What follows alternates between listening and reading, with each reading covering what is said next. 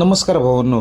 मौजे शहापूर मुंबई येथे 3 फेरीच्या 3 लाखाच्या मैदानामध्ये सर्वांचं लक्ष लागलेलं त्याचं कारण एकमेव म्हणजे कुमार रणवीर राहुलभाई पाटील आडिवली कल्याण यांचा हिंद केसरी भारत केसरी मथुर उद्याच्या मौजे शहापूर 3 लाखाच्या मैदानासाठी सज्ज झालेला आहे. गट क्रमांक आता लाईव्ह लॉट चालू आहे, तर कोणत्या गटात 100% पळेल खात्रीशीरत पळणार हे सांगणार आहे या व्हिडिओ मार्फत.